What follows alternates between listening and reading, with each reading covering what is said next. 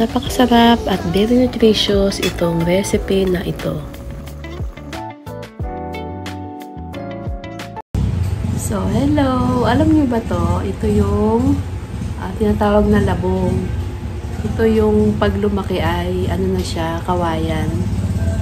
Ito. Kumakain ba kayo nito? So, itong bamboo shoot o tinatawag na labong ay bahagi ng kawayan na ito yung mga, yung hindi pa siya lumalaki, yung ano pa siya, yung bata pa na kawayan. Pag lumaki na ito yung nagiging kawayan na ginagamit naman sa paggawa ng bahay o yung mga bahay kubo. Ito yung tinatawag na kawayan. Itong bamboo shoots o bamboo sprout ay edible shoots. Ito yung mga bagong kawayan o mga bagong tubo na lumalabas sa lupa na mga murang kawayan. Hindi lang ito masarap, siya din ay masustansya at maganda sa ating kalusugan. Ang source niya ay vitamin C at vitamin E para sa ating immune system. Napapanatiling maganda daw yung ating skin kapag tayo ay kumakain o nag-uulam nitong itong bamboo shoots. Ang pagluluto nito, una, ayan, babalatan muna, tapos alisin yung mga dulo, tapos tatanggalin itong yung mabalahibo, yung may part na pinakadulo na may balahibo, tapos alisin yung mga balat, ayan, kikinisin. Tapos after makinis na, yung maalis na yung mga matitigas na balat, hihiwain na siya ng maninipis. Ayan, tinanggalan na namin ng balat. Tapos hihiwain na yung ganyan. Pabilog, tapos hiwain ng pa-strips. Tapos sabi, hindi lang vitamin C, vitamin E, AB complex, tapos meron din daw itong, nagtataglay din ito ng antioxidant na panlaban daw sa cancer. Kaya maganda daw itong labong na madalas nating kainin.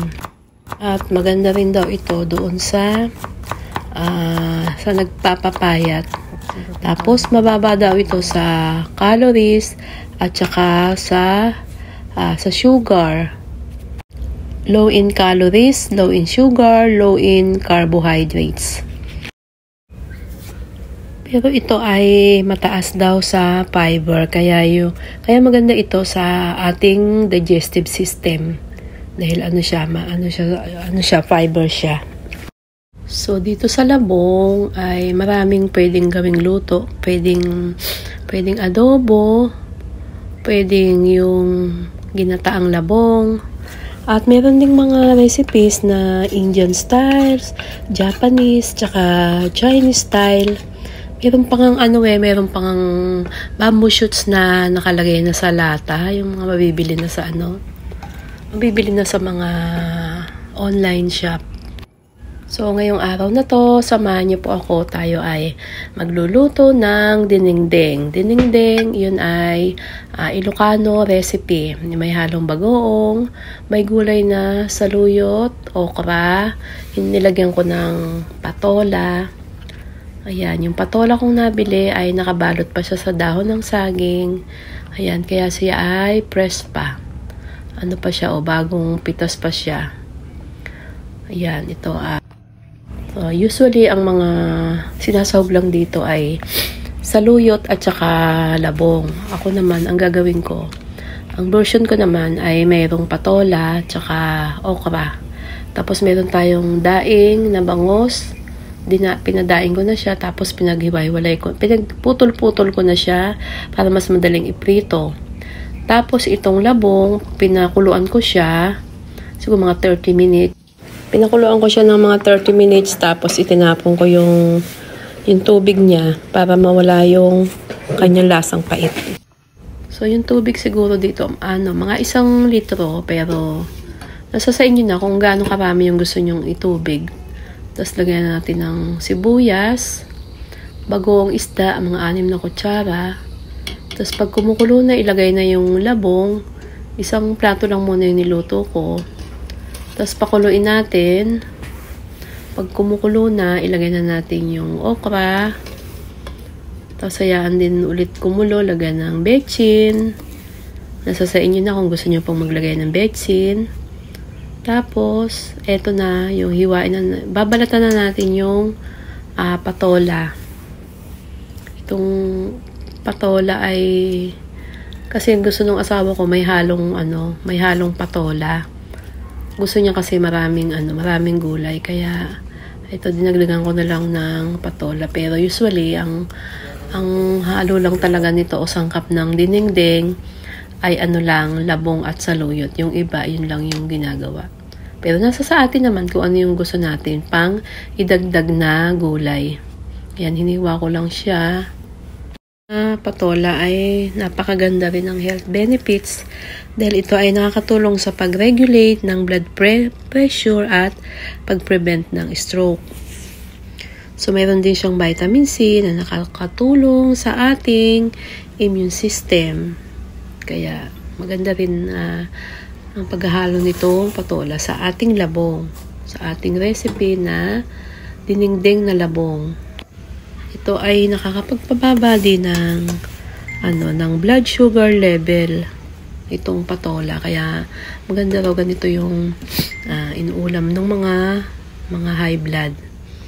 Itong patola. Pwede rin itong, di ba, bulang lang na patola at saluyot pwede rin. So, pagkaraan nating mailagay yung patola, mga ilang minuto lang, dahil madali naman itong maluto, isunod na natin itong saluyot. Dahil madali lang silang maluto. Halos lang sila. Halos sabayan lang. Mas masarap kasing kainin yung gulay kapag hindi siya overcook. Yung medyo half cook lang yung pagkakaluto. Ayan, pagtapos niyan, isusunod na natin yung kanyang mga sahog. Itong ating pritong bangus na, ayan, yung dinaing ko. Tsaka pinirito. Tsaka inarisan ko ng tinik para hindi na masyadong maraming tinik. Mas madaling kainin ng mga bata. Ayan, malapit nang maluto ang ating dinengdeng na labong. Ayan, luto na. Tikman na natin kung anong lasa. Pwede tayong mag-add ng bagoong kung sa palagay natin ay medyo matabang pa. Depende na rin sa ating panlasa. So, ayan, luto na ang ating dinengdeng na labong. Ito na, tayo ay kakain na.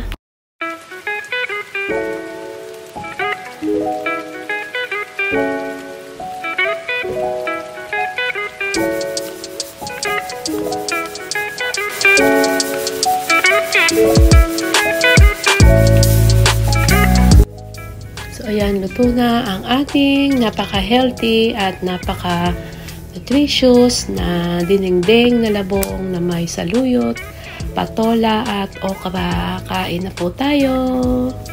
Maraming salamat po sa inyong panonood, sa lahat ng tumambay, sa lahat po ng viewers. Thank you so much. Bye! See you in my next video.